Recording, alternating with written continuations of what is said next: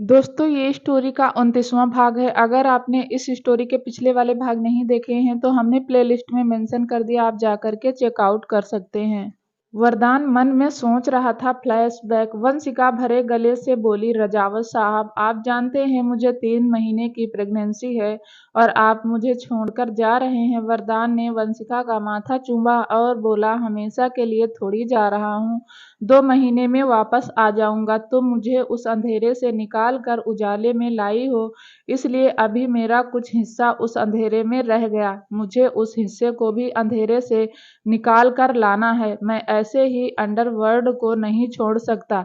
एक बार जिसने इस दुनिया में कदम रख लिया वह मर कर भी वापस आता नहीं है।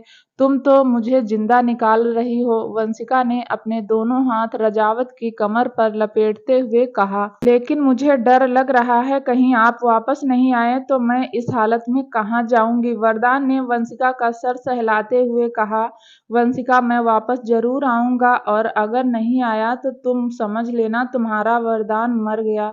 यह सुनते ही वंशिका जोर जोर से रोने लगी। वंशिका बोली, रजावत साहब आपको वापस आना है, जिंदा वापस आना है, मेरे लिए वापस आना है, मेरे बच्चों के लिए वापस आना है। वरदान ने वंशिका को संभालते हुए कहा, वंशिका मुझे जाने दो, मैं सच कहता हूँ 2 महीने बाद वापस आ जाऊंगा। तब तक तुम यहाँ आराम से रहो और अगर तुम्हारा मन न लगे तो तुम राजपूत हवेली चली जाना।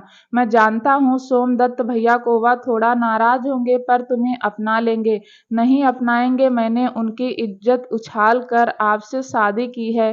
वह मुझे राजपूत हवेली आने ही नहीं देंगे। वंशिका रोते हुए बोली। वरदान ने वंशिका को खुद से दूर करके कहा, अच्छा मुझे जाने दो, मैं आ जाऊंगा, तुम आराम से इस घर में ही रहो। लेकिन एक बात ध्यान रखना, अगर तुम्हें इस घर में खतरा महसूस हो तो बिना सोचे राजपूत हवेली चली जाना। वंशिका भाई भाई होता है, वह तुमसे नाराज होगा लेकिन बहुत जल्दी तुम्हें अपना भी लेगा। तुम राजपूत हवेली में सुरक्षित रहोगी, मेरी बात भूलना मत। या कुछ भी गलत हो तो राजपूत हवेली चली जाना। वंशिका ने हाँ में गर्दन हिलाई। वरदान ने एक बार फिर वंशिका के पेट पर हाथ रखा, उसके माथे को चूमा और चला गया। वंशिका वरदान को जाने नहीं देना चाहती थी लेकिन उसके पास कोई ऑप्शन भी नहीं था। वरदान का जाना जरूरी था। वरदान को अपने सारे लिंक अंडरवर्ल्ड से खत्म करने थे और उसके लिए उसका मुंबई जाना जरूरी था। वरदान चला गया। वंशिका नम आंखों से वरदान को जाते हुए देख रही थी। फ्लैशबैक एंड वरदान ने आंखें खोली तो उसकी आंखें लाल थी। वरदान ने चांद को देखते हुए कहा, वंशिका काश मैं जाता ही नहीं तो तुम मेरे पास होती। मैं लौट कर आना चाहता था लेकिन आ नहीं पाया। सरफराज झूठे केस में ना फंसा था। तुम्हें कैसे बताऊं वंशिका, मैं इतने दिन कहाँ था। तुम्हारे रजावत साहब ने कितना कुछ सहा है। वरदान कब अपनी यादों से निकलकर सोया वरदान को भी नहीं पता था। वह बालकनी में पड़े पोच पर ही सो गया। दूसरी तरफ पैंथर और दिव्यांश पूर्वी के अपार्टमेंट के बाहर खड़े थे। पैंथर बोला, अब यहाँ क्यों खड़े हो? सर जाइए, जाकर ले आइए अपनी दृष्टि को। सर मरे बिना स्वर्ग नहीं है, आपकी ही दृष्टि है और अब तो आपने उन्हें प्रपोज भी कर दिया। आपको खुद ही जाना होगा। यार पैंथर, चला तो जाऊं लेकिन वह भी मंद बुद्धि की लड़की मेरी बात मानेगी भी? पता नहीं खुद ही क्या क्या सोच कर बैठी है। उसकी मिसअंडरस्टैंडिंग क्लियर करने की कोशिश करता हूं तो मेरी बात सुनती भी नहीं। पैंथर ने कहा, सर लेकिन जाना तो पड़ेगा ही ना। पिछले 1 घंटे से अपना काम वाम छोड़कर वहां खड़े हो। अब तक तो आप दृष्टि भाभी को मनाकर भी ले आते। इतना आसान नहीं है तेरी दृष्टि भाभी को मनाना। दिव्यांश ने जेब में हाथ डालते हुए कहा। पैंथर का इरिटेट होकर बोलना, आप जा रहे हैं या मैं गाड़ी स्टार्ट करूं? दिव्यांश बोला, अच्छा जा रहा हूं, सोचने दो जाकर क्या कहूंगा। थोड़ी देर सोचकर दिव्यांश पूर्वी की फ्लैट की तरफ बढ़ गया। कुछ देर दिव्यांश गेट पर ही खड़ा रहा और फिर अपने आप को तैयार करके उसने पूर्वी के फ्लैट के गेट की बेल बजाई। पूर्वी ने गेट खोला। वह दिव्यांश को देखकर हैरान हो गई। पूर्वी कुछ बोलती उससे पहले ही फ्लैट के अंदर से आवाज आई, कौन है? पूर्वी, वह आवाज शौर्य की थी। पूर्वी बोली, शौर्य भैया, दिव्यांश रघुवंशी आए हैं। यह सुनते ही अंदर से एक और आवाज आई, तो उनसे कहिए मुझे उनसे नहीं मिलना और यहाँ आकर मुझे परेशान ना करे। यह आवाज़ दृष्टि की थी। दिव्यांश फ्लैट के अंदर जाने लगा तो पूर्वी दिव्यांश के सामने आ गई। दिव्यांश ने रुक कर पूर्वी को देखा और पूर्वी ने भी घूर कर दिव्यांश को देखा। पूर्वी दिव्यांश से डर नहीं रही थी। दिव्यांश ने मन ही मन कहा, यह लड़की मुझसे डरती ही नहीं है। पैंथर को भी क्या बम पसंद आया है। जब उसके घर में यह बम फटेगा तब उसे पता चलेगा उसने कितनी खतरनाक लड़की को अपना जीवन साथी बनाने का सोचा है। दिव्यांश पूर्वी से बोला, आगे से हटने का क्या लोगी। पूर्वी ने हाथ बांध कर कहा, आप अंदर सुहाग रात मनाने नहीं जा रहे हैं जो मैं गेट पर खड़ी हूँ और आप मुझे नेक देंगे और मैं आगे से हट जाऊंगी। मैं आगे से नहीं हटूंगी, आप ही वापस जाइए।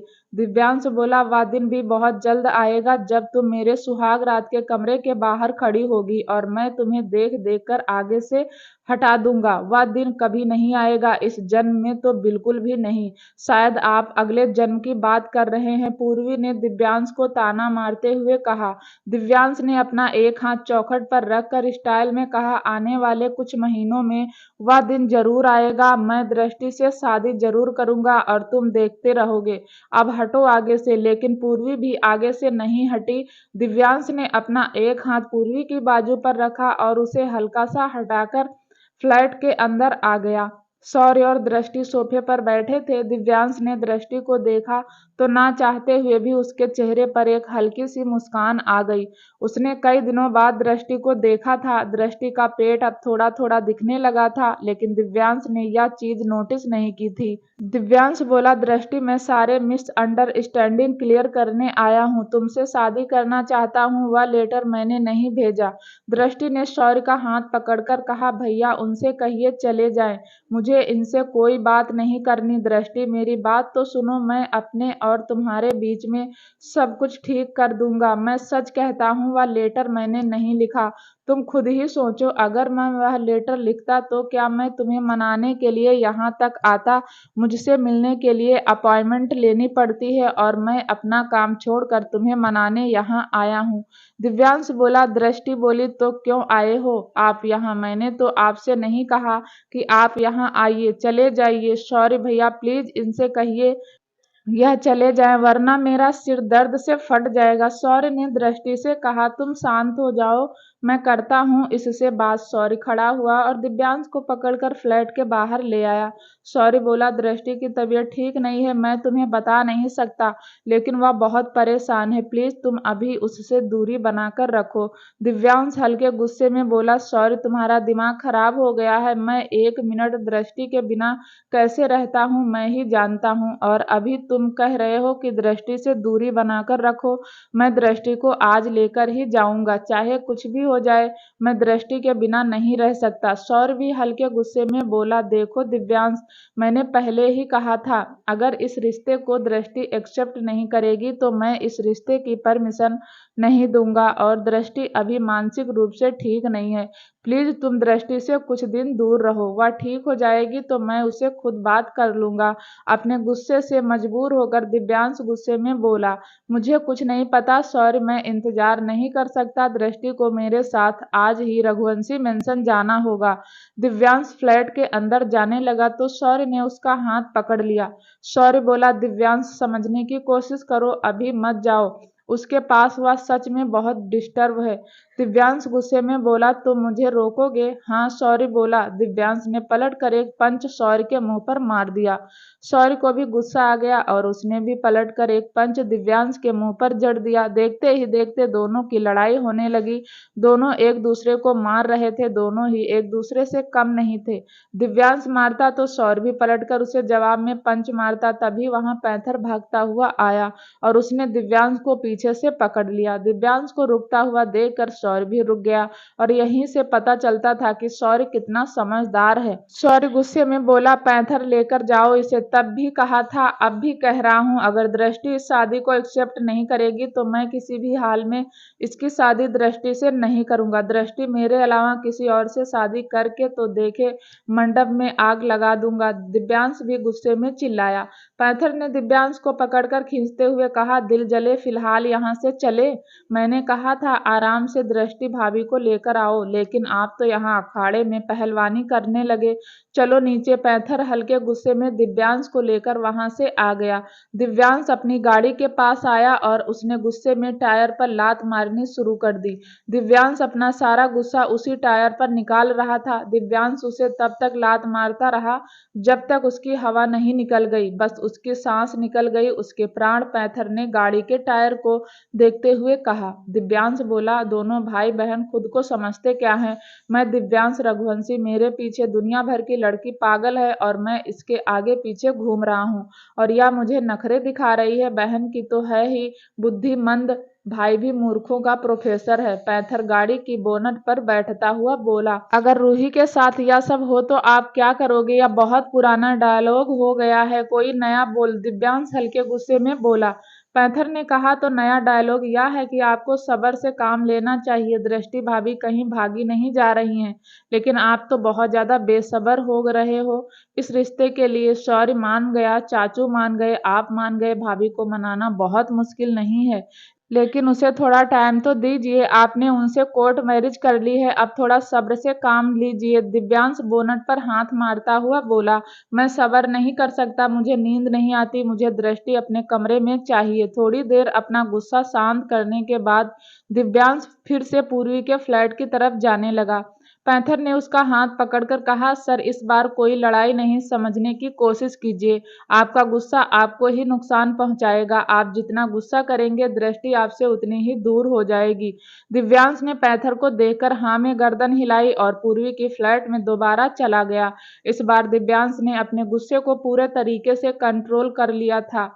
दिव्यांश जैसे ही फ्लैट के मेन गेट पर पहुंचा, उसे शौर्य और दृष्टि की आवाज सुनाई दी। शौर्य बोला, दृष्टि तुम जो कर रही हो वह गलत कर रही हो। दिव्यांश तुम्हें बहुत प्यार करता है और उसका हक बनता है कि वह सच जान ले। तुम उससे सच छुपाकर अपने साथ साथ दिव्यांश को भी अंधेरे में रख रही हो। तुम अपने फ्यूचर के बारे में क्यों नहीं सोचती?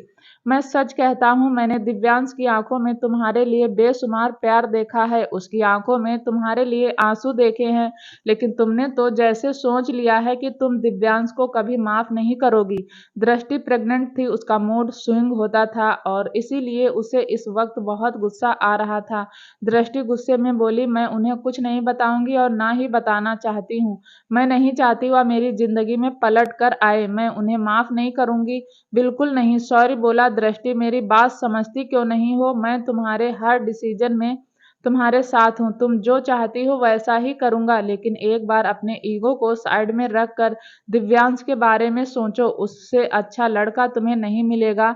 तुम खुद ही सोचो, उसने तुम्हारे साथ जो कुछ किया है, उसके बाद वह इतने गिल्ट में है कि दिन रात तुमसे वह शादी के सपने देखता है। अगर दिव्यांश बुरा होता तो कब का तुम्हारी जिंदगी से निकल जाता। दिव्यांश गलत नहीं है दृष्टि, वह बहुत बड़ा बिजनेसमैन है, उसके बावजूद भी वह अपना काम छोड़कर तुम्हें मनाने आता है। इससे ज्यादा और अपने प्यार का सबूत क्या देगा? लेकिन तुम्हें तो उसका प्यार दिखाई नहीं देता। दृष्टि रोते हुए बोली, देख नहीं सकती, तभी तो उन्होंने मेरे साथ इतना सब कुछ कर दिया।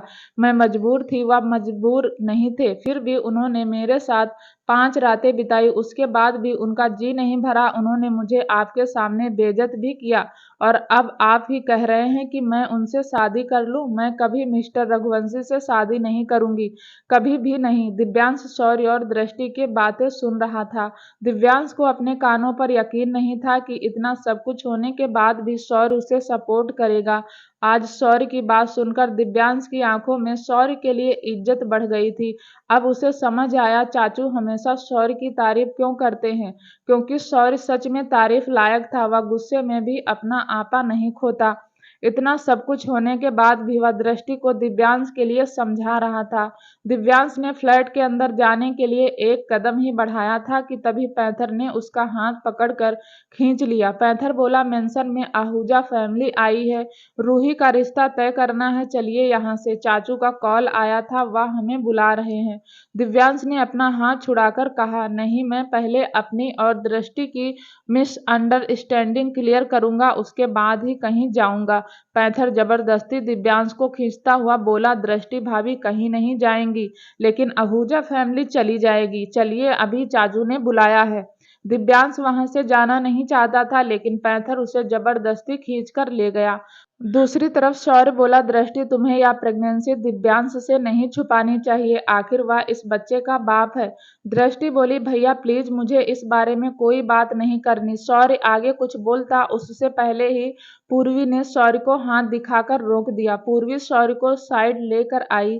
पूर्वी बोली, भैया आप समझ क्यों नहीं रहे? वह प्रेग्नेंट है, उसका मूड बदलता रहता है, इस वक्त वह गुस्से में है, कुछ भी समझने की हालत में नहीं है। आप समझ नहीं रहे, उसके पेट में दिव्यांश का बच्चा है, और जितना गुस्सा दिव्यांश को आता है उतना ही उस छोटे बच्चे को भी आता है, और इसीलिए दृष्टि उस गुस्से से इफेक्ट हो रही है। ऐसा होता है? शौर्य ने हैरानी से पूर्वी को देखकर पूछा।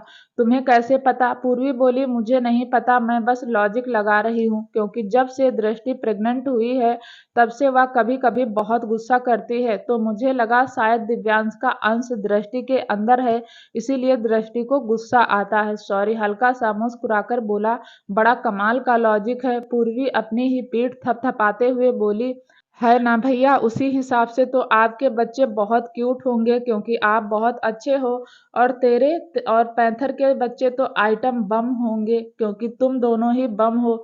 शौर्य ने पूर्वी को चिढ़ाते हुए कहा। पूर्वी हल्के गुस्से में बोली, मैं उस जानवर से शादी नहीं करूंगी, समझे आप? और मुझे चिढ़ाना बंद कीजिए। लेकिन पूर्वी के चेहरे पर ब्लश साफ नजर आ रहा था। शौर्य बोला, ठीक है, नहीं चिढ़ाता तुम्हें, लेकिन तुम प्लीज दृष्टि को समझाओ कि वह दिल्ली जाने की जिद छोड़ दे। उसकी डिलीवरी यहाँ भी हो सकती है, मैं हूं ना उसके साथ। पूर्वी बोली, भैया आप समझ नहीं रहे, वह इस वक्त दिव्यांश से दूर जाना चाहती है, और इसीलिए उसने दिल्ली जाने का डिसीजन लिया है। एक बार उसकी डिलीवरी हो गई मतलब दिव्यांश का गुस्सा बाहर आ जाएगा, तो वह शांत से अपने रिश्ते के बारे में सोचेगी। तब आप जो कहेंगे दृष्टि उसे मान लेगी, लेकिन तब तक डिलीवरी तक हमें इंतजार करना होगा। हम दृष्टि पर प्रेशर नहीं दे सकते, इसीलिए जो वह चाहती है हमें करना होगा। शौर्य बोला, पूर्वी मैं तुम्हारी बातें समझ रहा हूँ, लेकिन तुम दिव्यांश की हालत नहीं समझ रही। दृष्टि से पहले भी वह रिया को खो चुका है, अब उसके अंदर एक डर बैठ गया कि कहीं वह दृष्टि को भी खो ना दे। वह दृष्टि को नहीं खोएंगे, आप मुझ पर यकीन रखिए। डिलीवरी के बाद सब कुछ ठीक हो जाएगा, लेकिन तब तक दिव्यांश को दृष्टि से दूर रहना होगा, क्योंकि दिव्यांश के नाम से ही वह घुट जाती है। रघुवंशी मेंशन में इस वक्त आहूजा फैमिली बैठी हुई थी, जो पलाश का रिश्ता रूही से तय करने आई थी। हॉल में इस वक्त सब मौजूद थे, हर्षवर्धन सिवाय दिव्यांश, विराज। हर्षवर्धन ने पलाश के बारे में सारी इंफॉर्मेशन निकाल ली थी। पलाश काफी उलझा हुआ लड़का था, पलाश का रिकॉर्ड बहुत अच्छा था, वह लड़कियों से दूर ही रहता था, पलाश का नाम कभी भी किसी लड़की के साथ नहीं जुड़ा था। पलाश होनहार लड़का था, जो अपना बिजनेस बहुत अच्छे से संभाल रहा था। आहूजा फैमिली का बड़ा बेटा था। पलाश दिखने में भी काफी स्मार्ट था। रघुवंशी फैमिली को पलाश एक ही नजर में पसंद आ गया। हर्षवर्धन तो पलाश को कब से जानता था। थोड़ी बातचीत करने के बाद हर्षवर्धन ने हीर को देखकर कहा, हीर जाओ रूही को ले आओ, रोके की रस्म कर लेते हैं। हीर रूही को लेने चली गई। थोड़ी देर में हीर रूही को लेकर नीचे आ रही थी। रूही ने आज येलो कलर की साड़ी पहनी थी। खुले पल्ले की साड़ी में रूही बहुत सुंदर लग रही थी। बालों को खुला छोड़ा था, कानों में इयररिंग्स, हाथों में मैचिंग बैंगल्स। रूही आज सच में बहुत सुंदर लग रही थी। रूही ने आज पहली बार साड़ी पहनी थी। रूही को देखकर राजवीर की दिल की धड़कन डबल स्पीड से भागने लगी। राजवीर की नजर रूही से हट ही नहीं रही थी, लेकिन रूही का मुंह बना हुआ था। रूही के चेहरे पर गुस्सा और नाराजगी साफ साफ दिखाई दे रही थी। इस वक्त उसके हाथ में होता तो वह पलाश के सर में डंडा मारकर भगा देती। रूही को गुस्से में देखकर राजवीर के चेहरे पर एक मीठी सी मुस्कान आ गई। रूही जैसे जैसे नीचे आ रही थी, वह जैसे जैसे राजवीर के नजदीक आ रही थी, राजवीर समझ रहा था कि रूही उतनी ही उससे दूर जा रही है। राजवीर ने अपनी आंखों को कंट्रोल करने की कोशिश की, लेकिन कर नहीं पाया। न चाहते हुए भी हर सेकंड वह रूही को ही देख रहा था। रूही जाकर पलाश के बारे में भी बैठ गई। थोड़ी देर में रोके की रस्म शुरू हुई। पलाश की मॉम ने रूही की गोद में बहुत सारी ज्वेलरी बॉक्स दिए, उसे मिठाई खिलाई, उसके माथे पर तिलक किया और उसे एक दुपट्टा उड़ा दिया। देखते ही देखते रोके की रस्म खत्म हो गई। आहूजा फैमिली रघुवंशी फैमिली से इजाजत लेकर चली गई। उनके जाते ही रूही की आंखों में आंसू आ गए। सिवाय बोला, तूने तो अभी से गंगा जमुना बहाना शुरू कर दिया, अभी तो तेरी शादी को टाइम है। सिवाय की बात सुनकर रूही और जोर जोर से रोने लगी। हर्षवर्धन सख्ती से बोला, तुम्हारे रोने से मैं पिघलने वाला नहीं हूँ, तुम्हारी शादी प्लास से ही होगी। मैंने प्लास का बैकग्राउंड चेक किया है, प्लास से अच्छा लड़का तुम्हें नहीं मिल सकता। किसी भी हालत में तुम्हारी शादी मैं अभय ओबराय से तो बिल्कुल भी नहीं करूंगा, लेकिन फिर भी तुम हम सबको छोड़कर अभय ओबराय के पास जाना चाहती हो तो जा सकती हो, लेकिन इस प्रॉपर्टी में से एक फूटी कौड़ी भी तुम्हें नहीं दूंगा। अभय ओबराय को आपकी प्रॉपर्टी नहीं चाहिए, रूही रोते हुए बोली। यह सुनते ही पूरा रघुवंशी परिवार हंसने लगा। सिवाय तो अपनी हंसी कंट्रोल ही नहीं कर पा रहा था, क्योंकि सिवाय जानता था अभय ओबराय कितना लालची इंसान है। उसने अगर रूही को अपने प्यार के जाल में फंसाया है तो उसे उसकी प्रॉपर्टी चाहिए ताकि वह पावरफुल हो जाए। सबको हंसता हुआ देखकर रूही पैर पटककर वहां से जाने लगी। वह 2 कदम ही चली थी कि हर्षवर्धन ने उसे फिर से कहा, रूही मेरी बात ध्यान रखना, अगर तुमने गलती की तो मेरी पनिशमेंट झेल नहीं पाओगी। रूही ने हर्षवर्धन की बात सुनी, फिर वहां से चली गई। सिवाय हंसता हुआ बोला, शुतुरमुर्ग पसंद आया इसे, और कोई नहीं मिला। राजपूत हवेली। दिग्विजय सिंह राणा गुस्से में चक्कर लगा रहा था। बलराज हाथ बांधे वहीं खड़ा था। दिग्विजय सिंह राणा गुस्से में बलराज से बोले, यहाँ तक आकर मैं हार नहीं मान सकता। मैंने इस प्रॉपर्टी को हासिल करने के लिए क्या कुछ नहीं किया। सरफराज के साथ मिलकर वरदान को झूठे केस में फंसाया। मैंने वरदान को इतना परेशान कर दिया कि उसे इंडिया छोड़कर भागना पड़ा। वंशिका पर अटैक करवाया ताकि वह राजपूत हवेली वापस आए। दिन रात सोमनाथ के आगे पीछे घूमा, उसके सामने अच्छा होने का नाटक किया ताकि वह वंशिका की शादी मुझसे कर दे। रणविजय सिंह फिर से चिल्लाया, बलराज इतनी आगे आकर मैं पीछे नहीं हट सकता। सब कुछ मेरे प्लान के मुताबिक चल रहा था। मैंने शौर्य को भी अपनी मुट्ठी में किया हुआ था, लेकिन यह सिवाय रघुवंशी, इसने आकर सब कुछ खराब कर दिया। पहले सिवाय का बाप अजीत सिंह रघुवंशी मेरे पीछे पड़ा था, और अब उसका यह बेटा, दोनों बाप बेटे ने कसम खा रखी है जैसे मुझे मेरे मकसद में कामयाब नहीं होने देंगे। अजीत सिंह को तो मैंने उसके परिवार सहित इस दुनिया से रवाना कर दिया, अब बचा या सिवाय, इसे भी मौत के घाट बहुत जल्द उतारूंगा। बलराज ने एक गिलास में पानी डालकर रणविजय सिंह की तरफ बढ़ाते हुए कहा, शांति से काम लीजिए राणा साहब, इस वक्त ठंडे दिमाग से सोचना ज्यादा जरूरी है। वह अजीत सिंह नहीं सिवाय रघुवंशी है। अगर उसे भनक भी लगी कि उसके परिवार की मौत आपकी वजह से हुई है तो गोली मारने में सेकंड नहीं लगाएगा।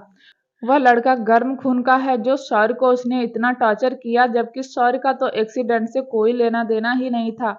बलराज के समझाने पर रणविजय सिंह राणा का गुस्सा कुछ हद तक शांत हुआ, और तभी एक आदमी बलराज के पास आकर बोला, बलराज साहब एक खबर है।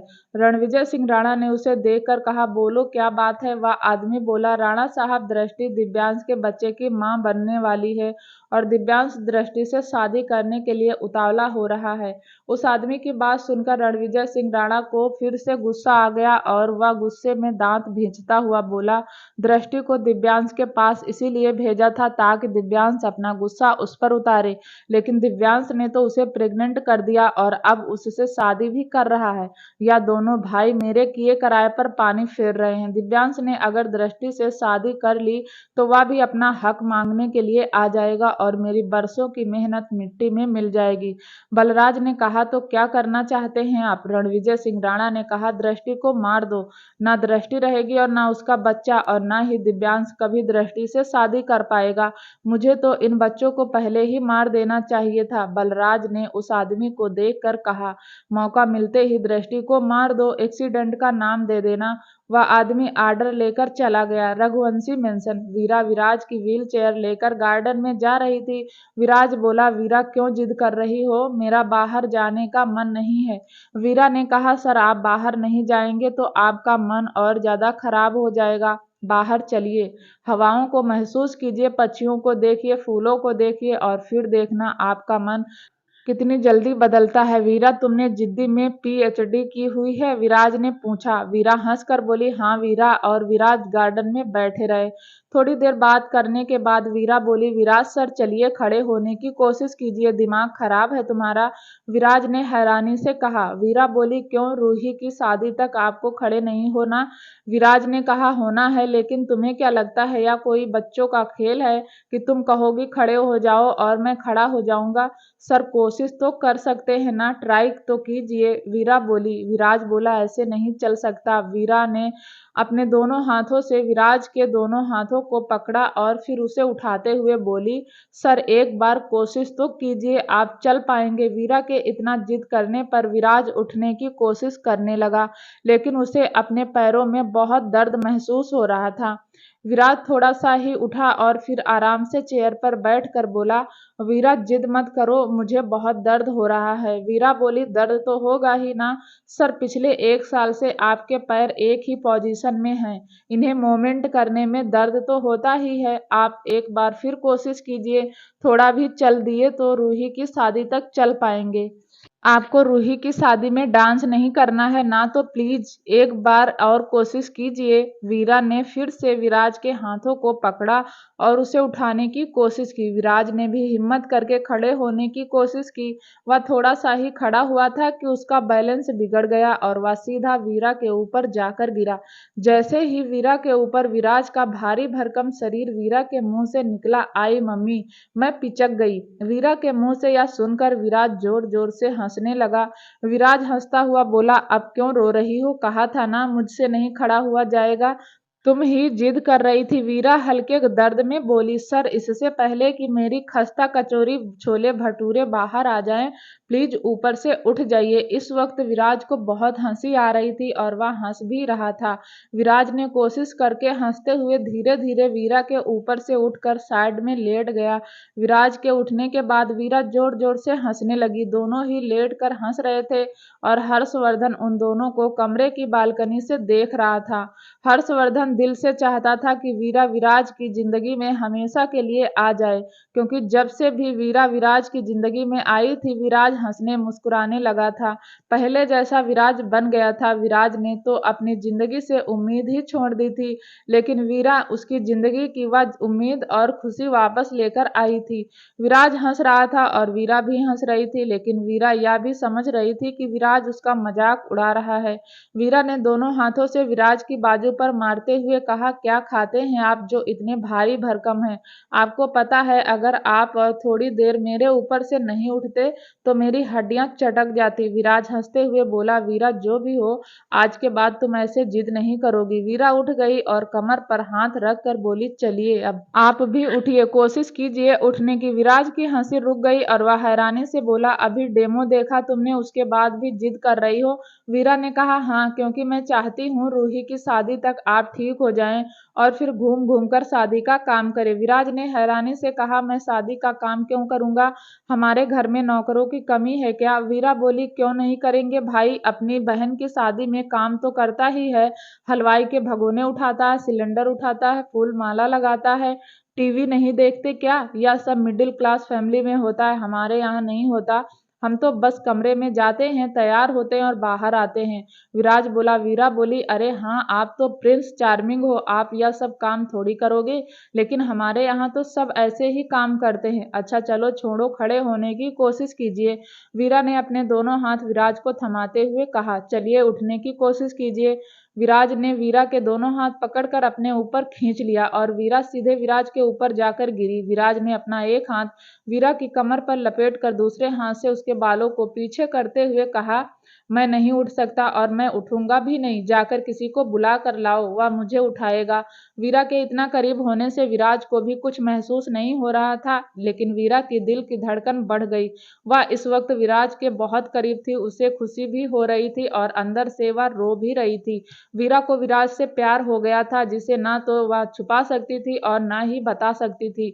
वीरा जल्द से जल्द विराज को ठीक करना चाहती थी ताकि वह रघुवंशी मेंशन से चली जाए, क्योंकि विराज के करीब रहना उसे घुटन भरा लग रहा था। वीरा ने अपने इमोशंस को कंट्रोल करके कहा, विराज सर मेरी कमर से हाथ हटाइए, कोई नहीं आएगा आपको उठाने, आप खुद उठेंगे। विराज ने अपनी पकड़ मजबूत करते हुए कहा, मैं नहीं उठ पाऊंगा। वीरा जिद मत करो।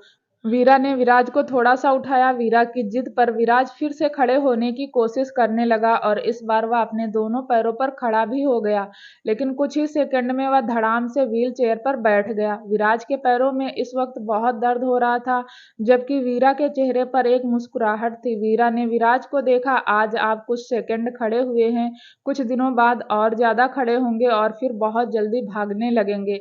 विराज दर्द में बोला, मेरे पैर में बहुत दर्द हो रहा है। वीरा ने कहा, आप रुके, मैं आपके लिए दवाई लेकर आती हूँ। वीरा मेंशन के अंदर गई और वहां से विराज के लिए दवाई लेकर आई। वीरा ने विराज के घुटनों के ऊपर दवाई अप्लाई करने लगी। विराज को अब काफी रिलैक्स मिल गया था। विराज ने वीरा को देखकर कहा, जो भी कहो वीरा, तुम्हारे हाथों में जादू है, दर्द गायब कर देती हो। विराज की बात सुनकर वीरा को हंसी आ गई। वीरा बोली, मेरे हाथों में जादू नहीं, या दवाई ही ऐसी है, इसे लगाते ही दर्द कम हो जाता है। हर्षवर्धन जो कि बालकनी में खड़ा हुआ वीरा विराज को देख रहा था, अब वह कमरे में आ गया। कमरे में आकर उसने देखा हीर पीहू को खाना खिला रही है। पीहू ने खाना खाने के बाद हीर के गाल पर किस किया, फिर हर्षवर्धन के गाल पर किस किया और बाहर जाते हुए बोली, डैडी सिंड्रेला मम्मा, मैं राजवीर भैया के पास जा रही हूँ। हीर और हर्षवर्धन दोनों ने एक साथ कहा, जाओ लेकिन आराम से। पीहू वहां से चली गई। पीहू के जाते ही हर्षवर्धन ने हीर को गले लगा लिया। हीर बोली, सुनिए जी, यह आप क्या कर रहे हैं, मुझे काम है। सुनिए जी, मैं इस घर में नौकरों को सैलरी देता हूँ, आप वह काम करेंगी, तुम नहीं, तुम बस मेरे पास रहो। ए जी, ऐसा नहीं होता, हटिए, मुझे दोपहर का खाना भी बनाना है। हर्षवर्धन ने कहा, जी नहीं हटूंगा, वैसे भी मेरे पास टाइम नहीं होता, इसलिए जब भी तुम्हें गले लगाया करूँ सब काम भूल जाया करो, बस मुझ पर ध्यान दिया करो। हर्षवर्धन ने अपना चेहरा हीर की गर्दन में छुपाया हुआ था। उसके होंठ लगातार हीर की गर्दन पर शरारत कर रहे थे। हर्षवर्धन के ऐसा करने से हीर अंदर ही अंदर शर्म से मरी जा रही थी। हीर की सांस भारी हो रही थी। हीर ने फिर भी हिम्मत करते हुए कहा, साहब हट जाइए ना। सच में? हर्षवर्धन ने अपना चेहरा उठाकर हीर की तरफ देख कर कहा, साहिबा, अगर मैं ना हटूं तो क्या करोगी? हीर कुछ नहीं बोली, उसने अपनी नजरें झुकाए हुए थी। हर्षवर्धन ने अगले ही पल अपने होंठ हीर के होंठों से जोड़ दिए। एक किस के बाद हर्षवर्धन हीर से दूर हुआ। हीर ने मौके का फायदा उठाया। उसने अपने दोनों हाथ हर्षवर्धन के सीने पर रखकर उसे हल्का सा धक्का देते हुए कहा, पीहू के डैडी, मुझे नीचे जाना है। हीर ने जैसे ही पहला कदम बढ़ाया, हर्षवर्धन ने उसका हाथ पकड़कर अपनी ओर खींच लिया। हीर फिर से हर्षवर्धन के सीने पर जा लगी। हर्षवर्धन ने एक हाथ हीर की कमर पर लपेटा और एक हाथ से हीर के बालों को पीछे करते हुए कहा, पीहू की मम्मी, इतनी भी क्या जल्दी है, चली जाना, अभी तो पीहू के डैडी ने ठीक से तुम्हें देखा भी नहीं। हर्षवर्धन ने फिर अपने होंठ हीर के होंठ पर रख दिए। हीर के हाथ भी हर्षवर्धन की टी शर्ट पर टिक गए। एक डीप किस के बाद हर्षवर्धन ने अपना माथा हीर के माथे पर लगा कर कहा, हीर, क्या तुम अपने रिश्ते को आगे बढ़ा सकती हो?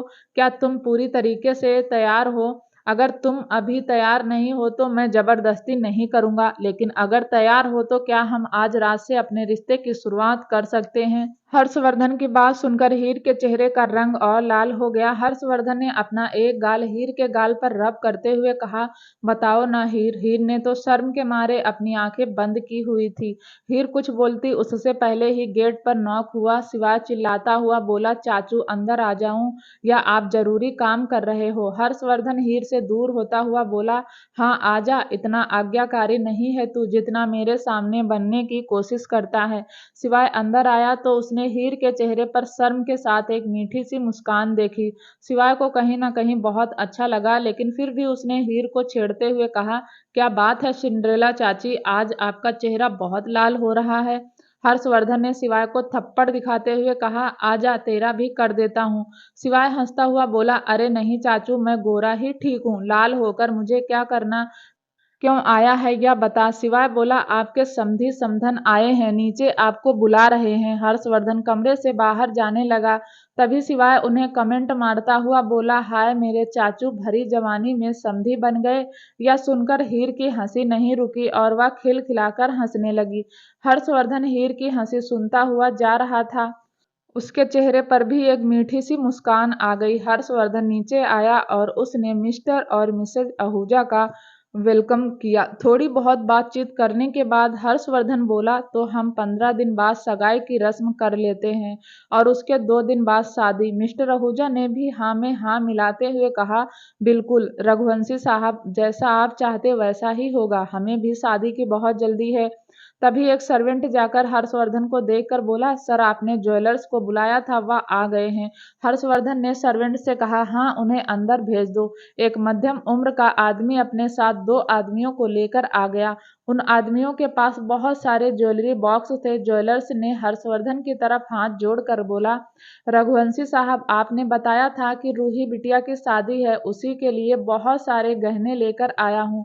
हर्षवर्धन ने भी हाथ जोड़कर हीर ज्वेलर्स का वेलकम करते हुए कहा, हाँ आइए बैठिए, मैं रूही को बुलाता हूँ, वह अपने लिए ज्वेलरी पसंद करेगी। हर्षवर्धन ने फिर हीर की तरफ देखा, जो हर्षवर्धन के थोड़ा सा पीछे ही खड़ी थी। हर्षवर्धन बोला, जाओ हीर पीहू को ले आओ, वह अपने लिए ज्वेलरी पसंद कर लेगी। हीर ने हाँ में गर्दन हिलाई और पीहू रूही के कमरे में चली गई। हर्षवर्धन ने मिस्टर आहूजा की तरफ देखकर कहा, चलिए मिस्टर आहूजा, हम उस तरफ बैठते हैं। भला इन औरतों में हमारा क्या काम। हर्षवर्धन और मिस्टर आहूजा सिटिंग एरिया में थोड़ी दूर एक सोफे पर जाकर बैठ गए और बातें करने लगे। थोड़ी देर में ही हीर रूही को लेकर आ गई और फिर रूही, हीर, मिसेज आहूजा तीनों बैठकर ज्वेलरी देखने लगी। हीर ने जब इतनी सारी ज्वेलरी देखी तो उसे भी पसंद आने लगी, लेकिन उसने अपने दिल को मना लिया। ना चाहते हुए भी हीर ने एक डायमंड का कड़ा उठाया और उसे देखने लगी। हीर उस डायमंड के कड़े को पहनने के लिए जैसे ही उसने अपना उल्टा हाथ आगे किया, मिसेज आहूजा उसे ताना मारते हुए बोली, रूही, लगता है तुम्हारी चाची को रघुवंशी मेंशन की हवा लग गई। लगे भी क्यों ना, चौधरी साहब के घर से उठकर रघुवंशी मेंशन में आई है। रूही का ध्यान मिसेज आहूजा की बातों में बिल्कुल भी नहीं था। उसने मिसेज आहूजा की बात नहीं सुनी। अगर सुन लेती तो आज ही इस बात का फायदा उठाकर अपना रिश्ता तोड़ देती। रूही एक साथ 2 काम कर लेती, मिसेज आहूजा को जवाब भी दे देती और उसे अपना रिश्ता भी तोड़ लेती। लेकिन रूही की किस्मत थोड़ी सी खराब थी। उसने मिसेज आहूजा की बात सुनी ही नहीं। हीर ने सुन ली। हीर की आंखों में हल्का सा पानी आ गया, लेकिन उसने अपने आंसुओं को बाहर नहीं आने दिया। हीर कड़ा वापस रखते हुए भरे गले से कहा, नहीं ऐसी बात नहीं है, बस वह मुझे पसंद आया तो मैंने उठाकर देख लिया, मुझे लेना नहीं। हीर से अब अपने आंसू कंट्रोल नहीं हो रहे थे, इसलिए वह नजर झुकाकर बैठी रही। हीर थोड़ी देर बाद बोली, मैं अभी आती हूँ। हीर उठकर किचन में चली गई। किचन में जाते ही हीर की आंखों से मोटे मोटे आंसू बहने लगे। हीर ने अपने इमोशंस को कंट्रोल किया और फिर बाहर आकर रूही के पीछे खड़ी हो गई। रूही बेमन से ज्वेलरी देख रही थी। तभी हर्षवर्धन ने हीर को पीछे से गले लगाते हुए मिसेज आहूजा की तरफ देखकर कहा, श्रीमती आहूजा जी, हवा तो छोटे मोटे लोगों को लगती है, मेरी साहिबा को तो ऐसा लगता है। इतना कहकर हर्षवर्धन ने वह कंगन हीर के उल्टे हाथ में पहना दिया। हर्षवर्धन के ऐसा करने से हीर हैरान हो गई और उसने इतने में हर्षवर्धन ने दूसरा कंगन भी हीर के हाथों में पहना दिया। हीर ने हल्का सा चेहरा घुमाकर हर्षवर्धन को देखा तो हर्षवर्धन बोला, आंसू मत गिराना वरना मिसेज आहूजा जीत जाएगी और मेरी हीर से कोई नहीं जीत सकता। हर्षवर्धन की बात सुनकर हीर की आंखें नम हो गई और उसके चेहरे पर एक मुस्कान भी आ गई। हर्षवर्धन ने हीर को छोड़ दिया और हीर पूरी तरह से हर्षवर्धन की तरफ पलट गई। हीर ने शर्माकर अपना माथा हर्षवर्धन के सीने पर रख लिया। हीर के चेहरे पर एक मीठी सी मुस्कान थी और वही मुस्कान हर्षवर्धन के चेहरे पर भी थी। हीर हर्षवर्धन को ऐसे देखकर मिसेज आहूजा अंदर ही अंदर जल गई। सिवाय मौके पर चौका मारते हुए बोला, मिसेज आहूजा, आप भी कुछ पसंद कर लीजिए, थोड़ी बहुत हवा तो हम आपको भी लगा देंगे। अब तो मिसेज आहूजा और ज्यादा जल गई। मिसेज आहूजा ने मन ही मन कहा, एक बार यह शादी हो जाने दो, फिर देखती हूँ कौन किसको हवा लगाता है। तुम्हारी बहन को मैंने अपने घर में चक्की ना पिसाई तो मेरा नाम भी मिसेज आहूजा नहीं। थोड़ी देर बाद कर मिस्टर और मिसेज आहूजा इजाजत लेकर वहां से चले गए। ज्वेलर्स ने भी अपने डिब्बे समेटे, फिर हर्षवर्धन से इजाजत लेते हुए कहा, अच्छा रघुवंशी साहब, अब मैं भी चलता हूँ। हर्षवर्धन बोला, अरे आप कहाँ चले, अभी तो मेरी हीर भी अपने लिए ज्वेलरी पसंद करेगी। हीर ने ना में सिर हिलाते हुए कहा, नहीं पीहू के डैडी, मुझे कुछ नहीं चाहिए, बस यह कंगन पसंद आए थे और कुछ नहीं चाहिए। हर्षवर्धन ने हीर का हाथ पकड़कर सोफे पर बैठा कर कहा, तुमसे पूछ नहीं रहा हूँ, बता रहा हूँ, जो जो पसंद है खरीद लो। तभी हॉल में आर्या आ गई। आर्या को देखकर शिवाय बोला, छुई मुई गहने बट रहे हैं, चाचू सबको गहने दिला रहे हैं, लगे हाथ तुम भी जो पसंद है उठा लो। हर्षवर्धन ने फिर से शिवाय के सिर पर मार कर कहा, पहले इसकी वाली को पसंद करवाओ। आजा आर्या, तू भी आजा, तुझे भी जो पसंद है ले लो। आर्या और हीर दोनों बैठकर गहने पसंद करने लगी। राजपूत हवेली। रणविजय सिंह सोफे पर बैठा था। शौर्य नजर झुकाए उसके सामने खड़ा था। रणविजय सिंह राणा ने चिल्लाते हुए कहा, जो कहा है करो, मेरे सामने चुपचाप खड़े रहने से मैं अपना इरादा नहीं बदल दूंगा। कुछ भी करो, लेकिन इन पेपर पर आर्या के सिग्नेचर लाकर दो। शौर्य बोला, आप जानते हैं कि आर्या शिवाय के पास है, शिवाय कभी भी आर्या को इन पेपर पर साइन नहीं करने देगा। मैं आपकी इस मामले में कोई मदद नहीं कर सकता। वह सब मैं नहीं जानता। इन पेपर पर मुझे सिग्नेचर चाहिए। 15 दिन का टाइम देता हूं तुम्हें। अगर तुमने इन पेपर पर साइन करवा दिए तो ठीक, वरना वंशिका की मौत का जिम्मेदार तुम खुद होगे। रणविजय सिंह बोला। शौर्य गुस्से में बोला, आपने मेरी बुआ को कहाँ रखा है? आखिर बात बता क्यों नहीं देते?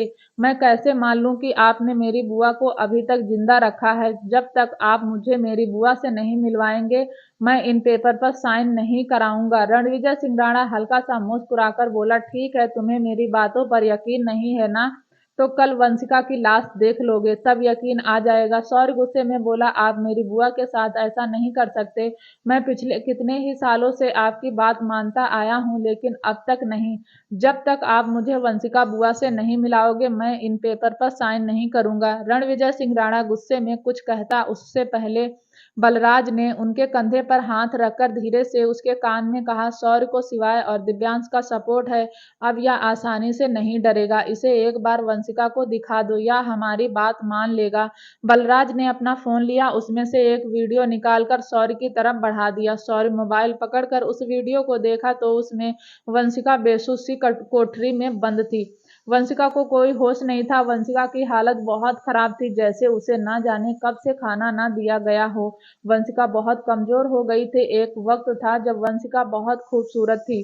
उसकी खूबसूरती को देखकर ही तो वरदान सिंह रजावत ने उससे शादी की थी, लेकिन अब वंशिका की हालत बहुत खराब थी। वंशिका को इस हालत में देखकर शौर्य की आंखों में आंसू आ गए। शौर्य ने मोबाइल को गुस्से में दूर फेंक दिया और चिल्लाकर कहा, आखिर तुम चाहते क्या हो? क्यों हम सबके पीछे पड़े हो? सारी प्रॉपर्टी तो तुम्हें दे दी मैंने, अब क्यों तुमने मेरी बुआ को ऐसे रखा हुआ है? आवाज नीचे। शौर्य, वरना तुम जानते हो मैं क्या करूंगा। अब तुमने वंशिका को देख लिया है, अब चुपचाप जाकर इन पेपर पर साइन करवा लो। और अगर तुमने 15 दिन के अंदर पेपर पर साइन नहीं करवाए तो 16 दिन में तुम्हारी बुआ को मार दूंगा। तुम जानते हो कि मैं अपनी बात से पीछे नहीं हटता, इसलिए वंशिका की जान अब तुम्हारे हाथों में है। क्या सिवाय वंशिका को बचा पाएगा? क्या राणा दृष्टि को मरवा देगा? क्या होगा दोस्तों, जानने के लिए प्लीज चैनल को लाइक शेयर सब्सक्राइब जरूर करें, ताकि जब भी वीडियो डालें आपको नोटिफिकेशन तुरंत मिले। तब तक के लिए नमस्कार, धन्यवाद।